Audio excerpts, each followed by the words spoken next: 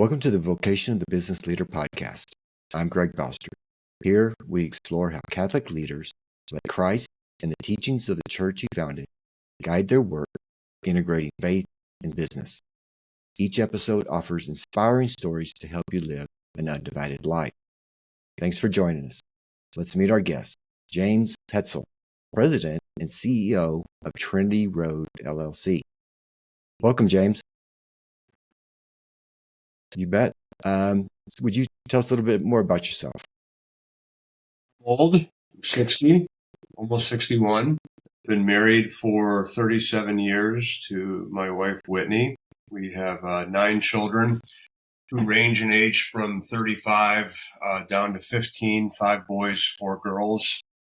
4 of our kids are married. 5th one's getting married on New Year's Eve. So we've been really blessed in our family life. Good kids, doing well in life. They're all still faithful. They're marrying well. They're parenting well. We have 4 grandchildren and our 5th grandchild on the way, arriving next June, God willing. So I'm very fortunate in my personal life. I'm a lawyer by training and trade. I practiced with a large international law firm for a number of years. And then in 1997, we launched this business that is, Trinity Road, which is a holding company for various online retail stores, stores like Catholic Company, Rosary.com, Catholic Coffee, JLo. We've got a number of online brands. So I've been running that for 27 years. So we just keep moving forward. Yeah. Well, what a blessed life so far. So what would you say the key is to raising children that stay in the faith? It's really hard. I mean, it's hard in this culture. Everything is coming at them that's contrary to the values, the virtues that we hold dear, the beliefs of our faith. I think first and foremost, my wife and I have been completely unified in our worldview and in our faith, and they see that. There's often the stories about actions speaking louder than words, and certainly my actions aren't perfect and my words aren't perfect. But I think the kids have seen my wife and I aligned in trying to live truly Catholic lives, and even when we fail, they see that we're trying. So I think that's a big part of it. I think we made decisions that I don't necessarily encourage other people to make. I think they're very personal decisions, but we, for 30 years. So the kids have been either exclusively or largely homeschooled. And I think it's, my wife always says, choose your stressor, right? So if you put your kids in public school, there's a stressor. If you put your kids in a parochial school, there's a stressor. There's a stressor with homeschooling. So just choose your stressor. So I don't think it's perfect. I'm not an evangelist for it, but I think in general it's worked for us. The interesting thing for us is now as our children become parents, the number of them that are thinking about homeschooling their kids. Whereas I think if you'd asked them when they were 15 years old whether they would homeschool their children, they would have all said, a resounding no. But I think that a number of them I think some of them are committed to it and some of them are seriously considering it. We've been blessed by good pastors and good priests. We've been blessed by a good community. And I think even in terms of, when I was practicing law, and I practiced with a very good firm with very good lawyers and very good people. Like I can't say I practiced in some terrible environment. That's not the case at all. But when the kids have grown up around this business, and it's a faith first kind of business. It's a faith centric business. They've all worked in the warehouse. They've worked in customer care. They've done various projects for us over the years. And I think they've seen that, and that's probably played a contributing role. And then, finally, there's the pray without ceasing. And I think something that my wife and I have done consistently is just continually praying for our children, for their future spouses, for the decisions they have to make in their life, their vocations they have to make in their life.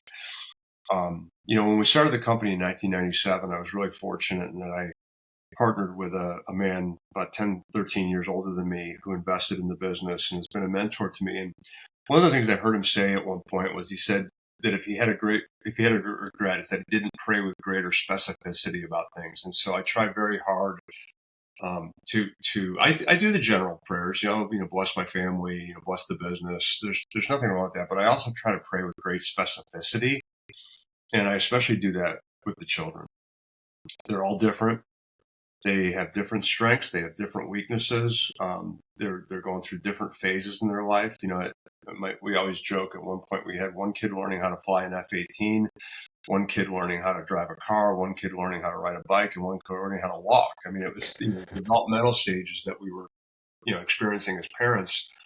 That was where the challenge was. It wasn't just the sheer number of kids or the finances. That you had kids in serious dating relationships, and you had kids who thought that the opposite sex had cooties, and trying to parent through the various needs that they have. But I think we've gotten very good at praying with great specificity for the children, and I think God has answered our prayers. By and large, nothing's perfect. I always say to people, free will is a beautiful and dangerous thing. Yeah. And your children have free will, and your parenting has to evolve as they age. When they're young, a command and control parenting can work. It does not work with young adults, in their 20s and 30s. You are at that point you are hopefully a trusted advisor, and you have to pick your moments very carefully. Yeah, absolutely. So tell us about your childhood and your faith journey. Yeah, I grew up in a Catholic home. I think it was pretty typical of Catholic homes in that generation, where it was the post-conciliar. I mean, my earliest memories are the post-conciliar church. So I think my first real memories of anything around the church are like 1968, 1969.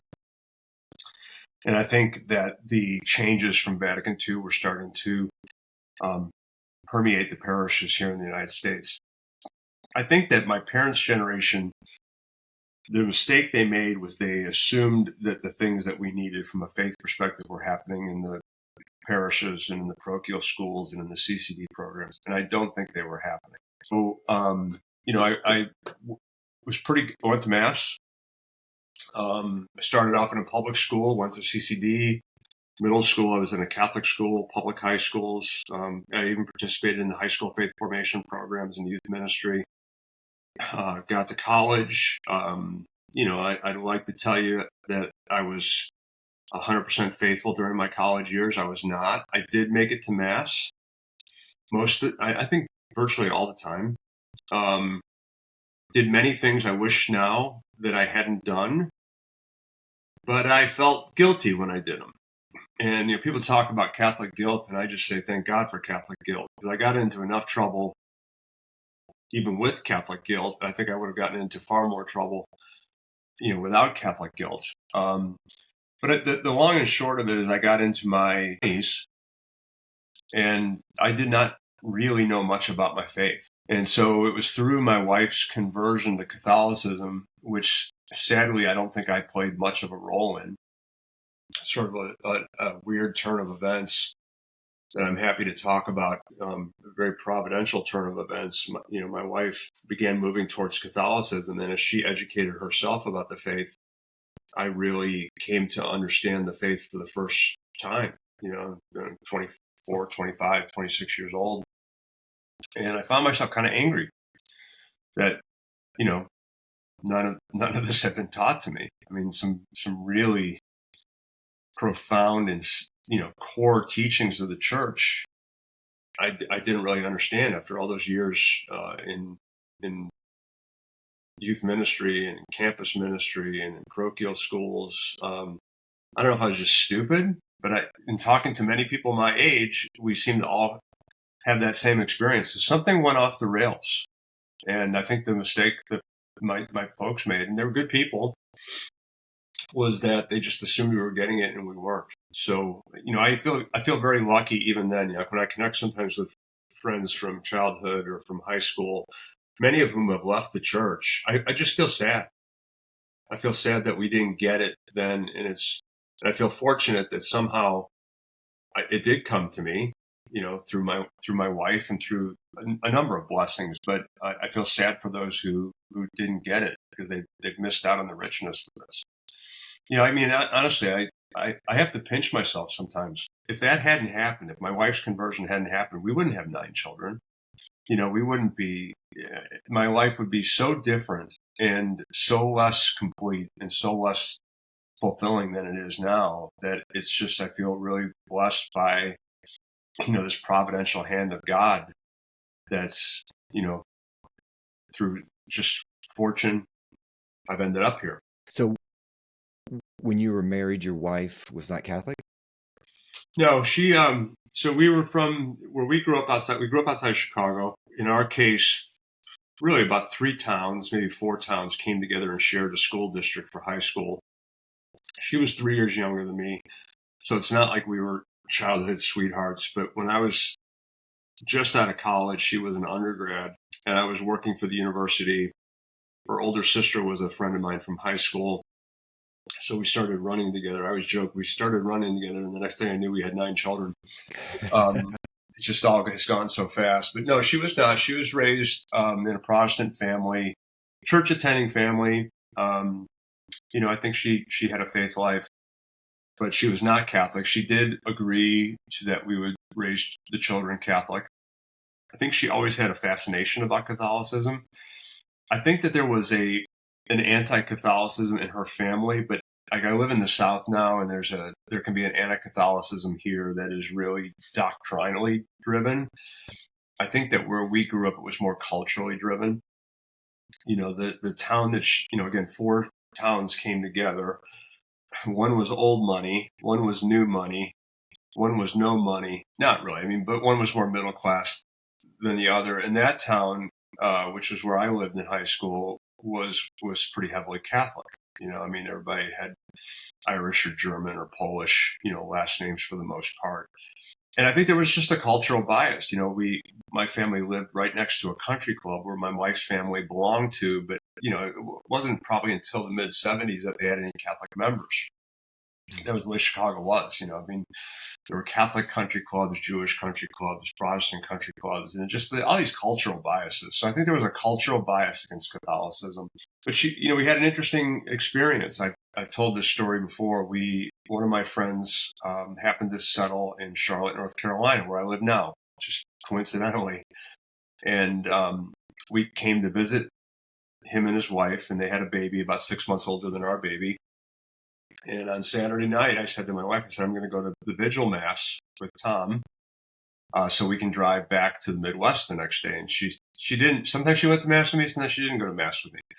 She said, I'll go. So we go to mass. We went to St. Gabriel's Catholic Church in South Charlotte.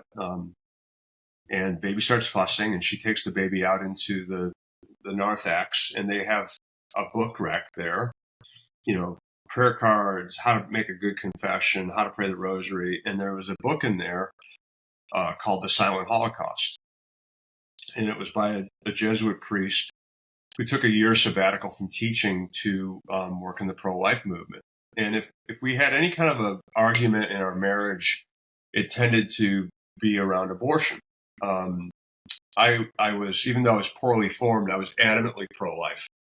And Whitney fell into that very typical group of people who said, "Oh, I don't agree with abortion. I don't like abortion. I think abortion is wrong. I would never have an abortion. But who am I to tell somebody else what to do?" And we would have these, discussions, debates, arguments about this. So she decided to pick up the book, put $2 in the little money change thing, put it in the diaper bag, and didn't say a word to me about it. And the next day we were driving home, and she was sitting in the back seat, and she was reading this book, and she had tears streaming down her face. And this book, did in about 4 hours what I had not been able to do in 4 or 5 years, which was completely convince her that her position on abortion was wrong. And so when we got home, she was she had her graduate degree in psychology. She contacted the archdiocese, said, "I'm not even Catholic. I'm not sure why I'm calling, but I want to do something." And they got her involved in Project Rachel and Birthright. And she was the only Protestant, and all the Catholic volunteers started giving her books to read, and she read her way into the church. And while she was reading her way into the church, I mean, I remember it clear as day. We'd be laying there in bed at night and she'd be reading these books and she'd say, did you know this? And did you know this? And did you know that? And I didn't know any of it. So her conversion kind of led to say I reverted it's not proper because I never left, but her conversion led to my first full understanding, much more full understanding of the faith. So, and then the odd thing about this whole story was I told that very story a number of years ago at Franciscan University.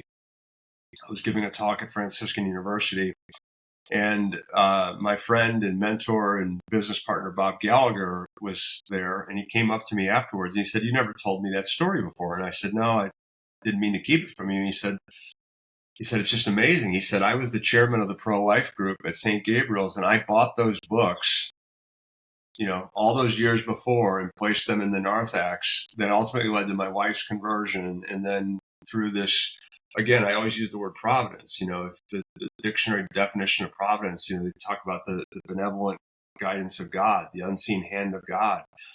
And, so the actions of this man played a role in the conversion of my wife. And then ultimately we've built this Catholic business. He invested in it, invested in me, and has mentored me, and been a great friend to me and a great role model to me, and just this just amazing circle of faith. Yeah. Wow. That's amazing. That's awesome.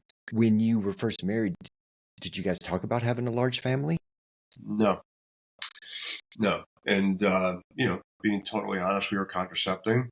Um, that was a struggle in our marriage. I think it was back to the guilt. I think I did not understand the church's teachings. I had priests point blank tell me it was okay to contracept. I think we thought we had 2, maybe 3 children. I thought for sure 2, probably 3. And then, through her conversion, we had a change of heart regarding contraception and the openness to life. And so then things just really changed for us. And even then there was no plan to have 9 children. We would have a baby and, she would recover and we would pray about it. We would talk about it. And, I always a book that was pretty influential to me fairly early in our marriage was Archbishop Fulton Sheen's book, 3 to Get Married. There's not 2 people in a marriage. There's 3 bodies in the marriage. There's God and then the husband and the wife. And so, that's always an interesting thing. I had a recent conversation with a very faithful Protestant about this. And, the points, I'm not making a new point, but the point has been made that these good people will pray about everything. They'll pray about everything. They'll pray about where to go on vacation, whether they should buy a car, whether they should buy a house. But the one thing that they want to kind of keep, many of them want to keep to themselves is the ultimate power we have as human beings, which is the creation of life. So I feel more blessed by that revelation than any others, because it happens all the time where I'll look at my younger kids and say, if this miracle of my wife's conversion hadn't happened, these kids would not exist. Yeah. And I just feel so fortunate, that they do. I'm so blessed. And it's such it's an eternal gift, right? You're creating a soul for all eternity, and God willing, they will have children who exist for all eternity. And if you just think, but for that moment, it's the power that we have to co-create a life is it's amazing. It's just amazing. Yeah. So early in your career, you were an attorney for that large international firm. Tell us about your experience there, and then how you discerned away from that profession. Well, I think it was like a lot of people. You're a fairly decent student, and you don't know what you want to do with your life, so you go to law school. I heard a great joke when I was in law school during a recession. And I remember someone said, law school is like a medieval city under siege. Everybody on the inside wants out. Everybody on the outside wants in, and everybody on the inside wants out.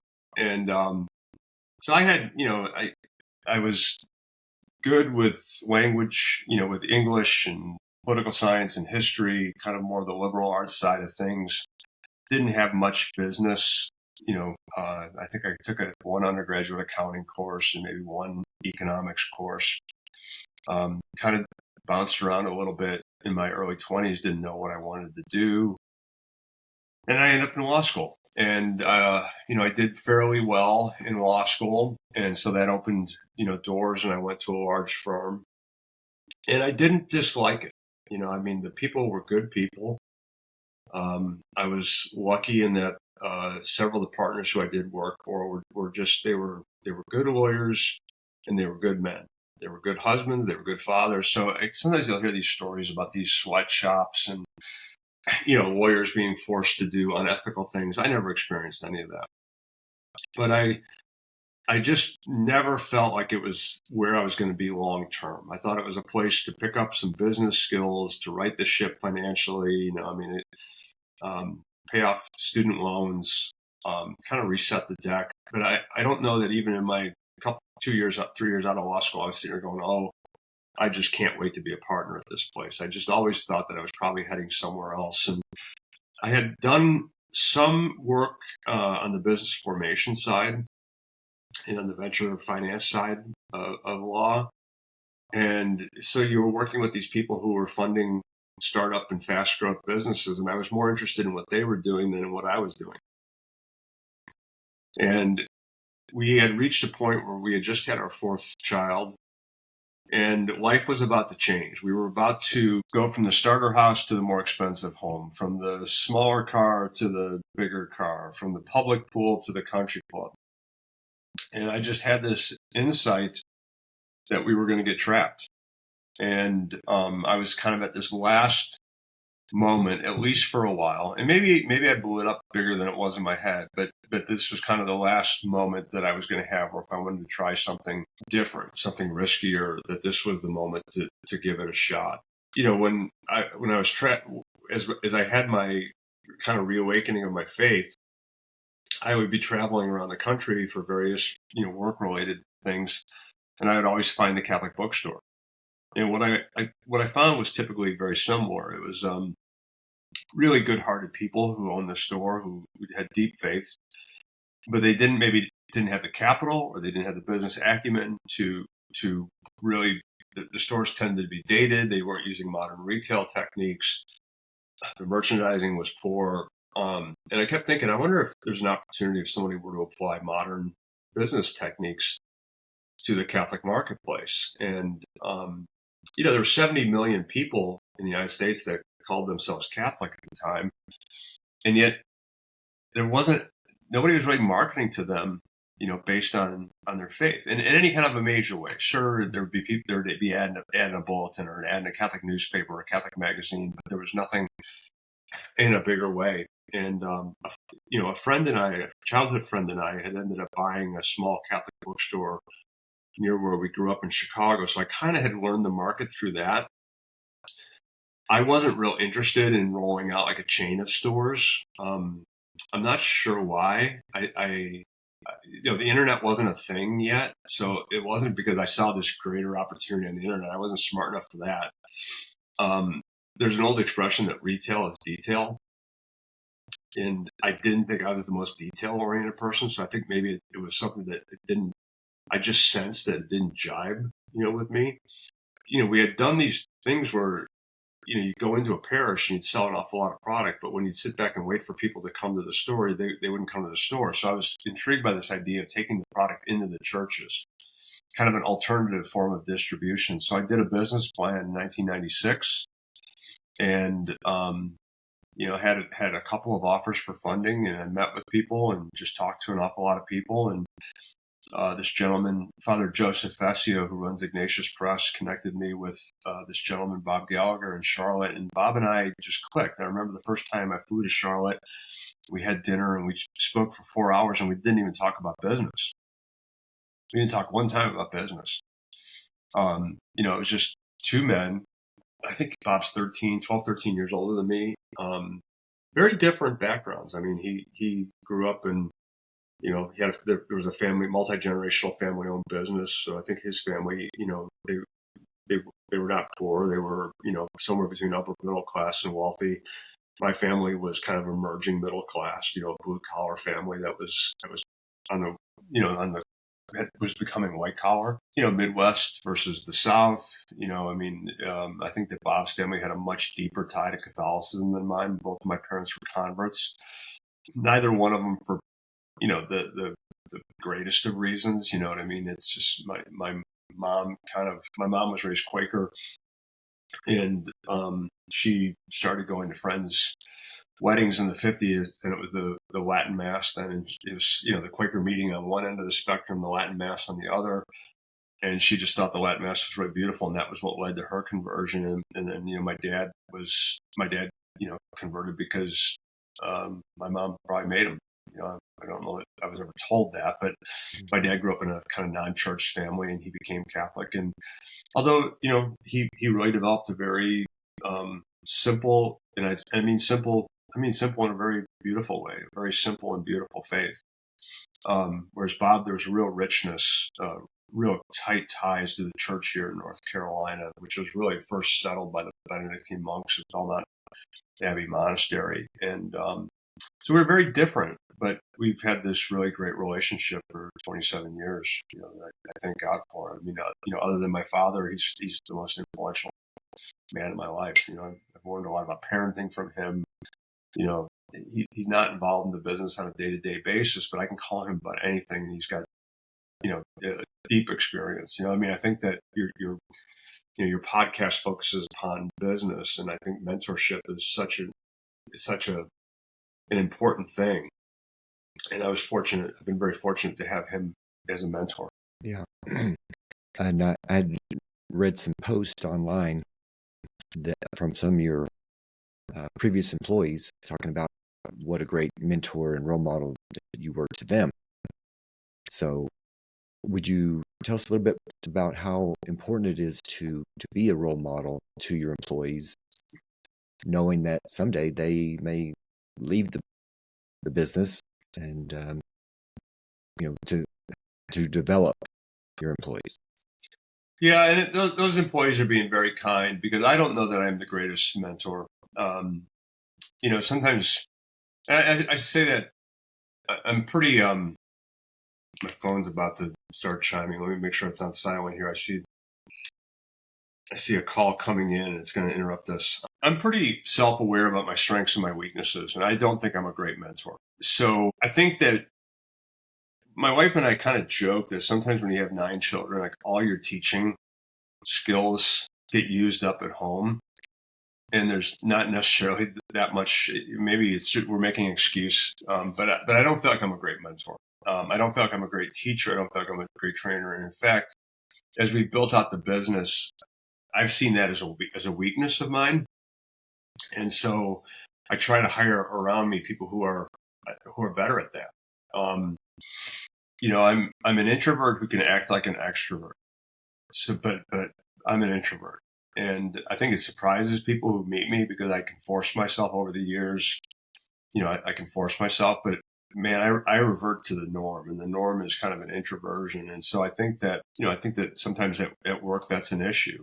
We have a lot of young employees. We've had a lot of young employees for a long time. Now, the role model side, maybe they see that. I think that they know how much I care. I really, really care about the business. I really care about our mission and our apostolate, and I really care about them. Now, that only gets you part of the way there. But I think that they do know that I really care, and I want what's best for them. And sometimes that's being with us a long time, and sometimes it's not. It's I'm perfectly okay with that. If a person wants to go do something else, then I want them to do what God wants them to do. And the fact of the matter is, it's not like selling Catholic products is the greatest business opportunity. That's just purely financial opportunity in the world. It is not.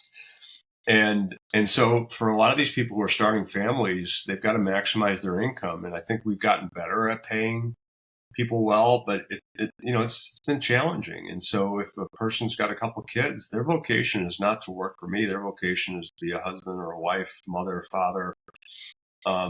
And they've got to do what's best for their family. And if that means going elsewhere, then I'm fully supportive of them. And So we've had a lot of really great people work for us over the years, and we've been able to maintain, wonderful relationships with former employees. I think we have good relationships with our current employees.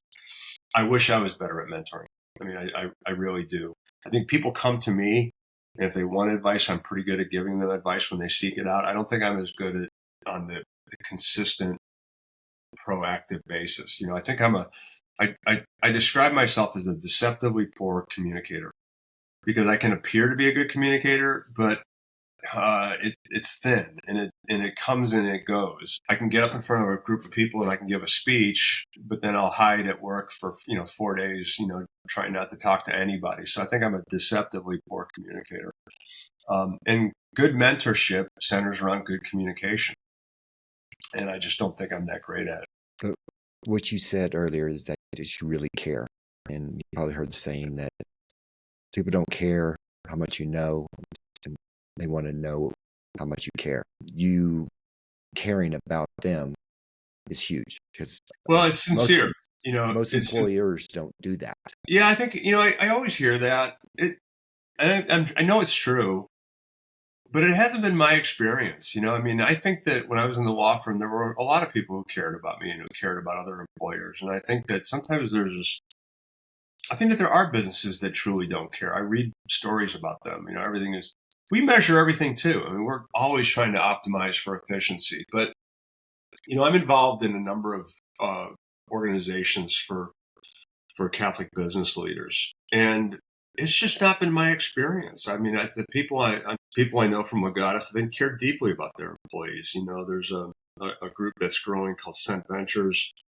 I think these people care deeply about their employees and their coworkers and their joint venture partners. And so maybe there's a change taking place. I don't know. Maybe I've never really worked in a big company, like a big company, a Microsoft or an Amazon or a Ford or anything like that. So maybe that is the way it is in those companies, but it's just never been my experience. The people I know, my neighbors, people that are kids' parents that I've known who run businesses, I don't, I see a lot of people who really care about people. Now, maybe just caring isn't enough. I mean, you've got to take that caring and turn it into something that's concrete, into actions and an environment and methodologies that are concrete. So maybe people miss that connection. But I've been very fortunate to be around a lot of people in business who I think really, really do care a lot about their employees, about their customers, about our vendors, the people we buy from. I think they care about us as a business. We formed relationships with those people. I've traveled around the world with them. I think they care about us, and I care about them. So maybe there's a softer side of business that's emerging. I just don't know. In my personal life, I just don't know these people who are just everything is about the bottom line. So maybe I'm a little contrarian on that, but that's just not been my experience. I think you're running in good circles. I think so. But even when I was in a secular law firm, I think it was a good place, good people. That's good. So your business is obviously very Catholic. What advice would you have to a Catholic business leader of a secular business, the importance of living an undivided faith and work life? Well, I don't think there's anything about Catholic teaching that is meant to exclusively reside within a Catholic business. I mean, I think the Catholic principles, they can be applied if you're running a Fortune 500 company, if you're running a medical practice, if you're running a small family-owned business. So I'd say the first thing is to not bifurcate your life, where you've got your Catholic life and then you've got your business life. I think people do that. I think that one of the things living in the South that I've seen is that the evangelical community is just much more open about their faith. Catholics would kind of want to hide it under the bushel basket, using the scriptural reference. And I think we got to be careful. I think on the one hand, I don't think it's great. There's also scripture about running around going Lord, Lord, and getting everybody to look at you and how faithful you are. But the other thing is to kind of hide it. And one of the things when I was practicing law, I was just a peon, right? When I started, I was just I was a nothing in this big law firm. But in fact, I'm staring at it right now. I have on my wall right here is the giant Hans Holbein portrait of St. Thomas More, the patron saint of lawyers. And people would come into the office and want to know who it was. And I would tell them, I've got various knickknacks on my desk that I had all the way back then. I always kept a crucifix next to my phone. An old priest friend had told me, keep the crucifix next to your phone. Every time it rings, just offer up a prayer for whoever's calling you. So I didn't publicize it. But I didn't hide it either. And I was always available to answer questions about my faith. I was pretty good about getting to a noon mass. People knew I was going to mass. If I had a business thing that I couldn't avoid, I would go to the business thing. But if I could avoid it, if I could reschedule it either earlier or later, I would do that. And people would ask me why. And I say, because I'm going to mass. So I think don't bifurcate your life. The better the Catholic you are, the better the executive you'll be, the better the employee you'll be, the better the manager you'll be. I think the Catholic principles translate extremely well into most workforces. And if they don't translate well, it's probably not the place you should be working. Right. Yeah. And I think that this is increasingly an issue right now where a lot of, especially the big corporations, have essentially decided to side with thinking that is contrary to Catholic thinking. So, you've got companies that have gone, all in on things like abortion, gone all in on things like the transgender movement. And so you work there, I had a young man tell me, he works for a big entity and he had to, on his LinkedIn bio, he had to change the logo to a rainbow colored logo. I think that's where these things get to be really challenging. And I don't know exactly what the answer is. But I do know that even at huge corporations like Microsoft and Amazon, I was speaking with a priest who a big part of his ministry is working with the tech community out in Silicon Valley and in Seattle. And there's large groups of Catholics from these entities that he goes and offsite offers mass for them. So you have to figure out what is appropriate for you. I hope get good spiritual direction from a good priest. But that is something that was different. I didn't deal with much of that. I had a little snit at one point with the United Way because the United Way was supporting, abortion centers, and I didn't want to give money to the United Way. But that was the only time. It came up for me. It was a different era. It was early 90s. It's a very different time than right now in some of these large corporations. I think there's a little bit of a backlash happening, and you might see some of these companies backing away a little bit from some of that. I'm not sure. I think certainly Bud Light regrets some of the things that they've done, over the last year. We'd like to have back a few heavy-handed things. So maybe that'll spread. Yeah. So as you said earlier, that Trinity Road is a holding company. Could you tell us a little bit more about the companies that are under Trinity Road? Yeah, our largest and best known brand is Catholic Company, CatholicCompany.com. We're the largest retailer of Catholic products in the world. We've built a platform, I think is the best way to put it. We have operations here in Charlotte. We've got fulfillment. We've got manufacturing. We've got customer care. We've got a technology team, a creative team. We've got photo and video studios here. So we've kind of done this heavy lifting of creating a platform that now, and some people prefer to shop. Like Catholic Company's got 17,000 different products. You go there, you can buy an expensive piece of art, and you can buy a $2 coloring book. And some people prefer that. Some people prefer a boutique experience. So we've got we've got a Catholic home goods boutique called J. Lily. We've got a rosary boutique at rosary.com. A couple of years ago, just strange turn of events, we sort of stumbled into coffee as a business, and we have Catholic coffee, and we've established a full-blown roastery in Charlotte. We've got 4 roasting machines. We've got commercial grinding machines, packaging machines. We've got a K-cup machine that can produce 3,000 K-cups an hour. So we've got this platform here that now it's pretty easy for us to test and we'll test a concept and we'll see if we get traction on it. And if we get traction, we can move with it. So that's what I mean by a holding company. It's just kind of various properties with shared finance, shared technology, shared creative. So that's what we have here in Charlotte. So where would be the best place for a listener to go to find out more about your different businesses that you lead?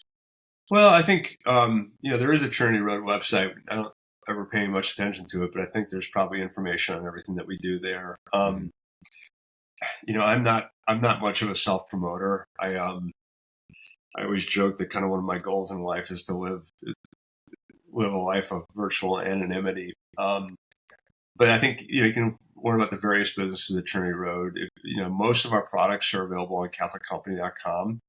We do a couple things that are pretty neat. We have a morning devotional that goes out every single morning, and we've been doing this for about 10 years. It's called the Morning Offering, and we have I think around 510,000 subscribers, people who get this every morning. We then started an afternoon catechetical newsletter that goes out to about 380,000 people. I call it Get Fed. So you can go to morningoffering.com, getfed.com, and last year we started an evening version called Night Prayer, which is already over 400,000 subscribers. So a lot of people come into touch with us through that. They get a daily devotional that's not, it's not even very commercial. It's really, to me, it's super moving. On every, any given day, we have over 500,000 people who are praying together via our work. It's something that's very edifying to me. And it's always interesting. I always think, maybe when I die and I'm standing on my judgment day, I'm going to find out that this whole thing was about somebody who was touched by the morning offering who never even bought anything from us. That in this unseen providential hand of God, that played some role in someone's life. And that was the whole reason we existed, and we didn't even sell them anything. So, that is one of the interesting parts about what we do here is this mixture of business and apostolate. And I've told people, when I was starting the business, you anticipate what are the problems going to be. And I think I anticipated almost all of them. I anticipated cash flow issues. I anticipated, marketing changes, and I anticipated competition. I anticipated personnel issues. I did not anticipate how challenging that mixture of business and apostolate would be. If we make every decision based on the bottom line, money, bottom line financials, which are not unimportant, but if I make every single decision based on that, then the apostolate's not going to work. But if I make every decision based on apostolic things, then the business won't work. We're not a not-for-profit. Nobody's making donations to us. Nobody's keeping us propped up. We have to survive through our own actions and through our own, volition. But that is a challenging thing.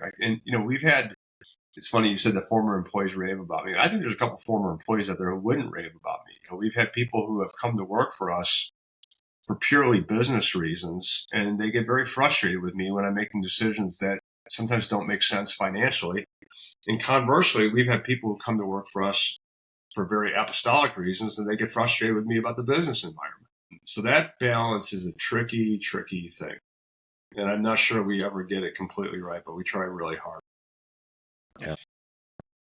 As long as you're following what you think is right is most important. So we try. Yeah. Is there anything that I didn't ask you that you'd like to talk about? No, I think we covered a lot of ground. I appreciate the opportunity to use your platform to talk about what we're doing. And, anybody who listens to this, ask them to offer a prayer for us. We're very sincere in our work. It means a lot to us. When we first started out, we had this tiny little warehouse, and, I'll never forget, we launched. And there was there wasn't a single order that came in. The next day, there wasn't a single order that came in. And then the next day, there wasn't a single order that came in. I think it was the fourth day an order came in for $27.95. And I was just thrilled. And I remember we shipped that package, and I was so moved. I think it was a Bible and a crucifix, and it went out. And I said a prayer. I said, okay, Lord, this one box today, our first box ever, is going out. Our work is done. Put it in whoever's hands. Let it do whatever you desire it to do. Today we'll ship about 1,200 orders today. And when I'm in the office, I go out there at 3 o'clock, and the UPS is coming, and FedEx is coming, and United States Postal Service is coming, and I'm still moved by it. 27 years later, I'm still moved by it. I'm still moved by the fact that these products have the opportunity to change people's lives, and it's not just like their lives here. We have the opportunity to change lives for all eternity. I read this thing once about our earthly lives are a grain of sand in the hourglass of eternity. I mean, that's just like, you think about it. You couldn't count all the grains of sand. I mean, but we're also wrapped up in our earthly life here. But really, God created us for all eternity. And there's two paths that we can go on for our eternal life. In our business, the really special thing about our business is that we, in our small, humble way, can be participants in, I think, helping both people's earthly lives, but also their eternal lives. I always tell our staff, I think in a weird way, we have the answer to all the world's problems. All right. I mean, you want a relationship with God, we have products that can help you have a relationship with God. You want to have a happier marriage, we have products that can help you have a happier marriage. Sometimes you're suffering. Okay. Like, I don't have a product that takes away your suffering, but I have products that can help you to understand that in your suffering, there's a chance to offer up your sacrifices, offer up your pain, offer up those sufferings, and to mortify those sufferings and to join Christ, the crucified Christ on the cross. So it's a great privilege to do what we do, and it's something that I'm just very thankful that it's never become rote for me. It still moves me. That's awesome. Well, God bless your work, and God bless you and your family. We'll close it out here. Thank you for your time. Well, thanks very much for having me. You bet. Thank you for joining us today's episode of the Vocation of Business Leader podcast. We hope you found inspiration as we explore the powerful union of faith and business. If you enjoyed the episode, please subscribe, share it, and leave a review. Your support helps us reach more faith-driven leaders. Until next time, may God bless you. Goodbye.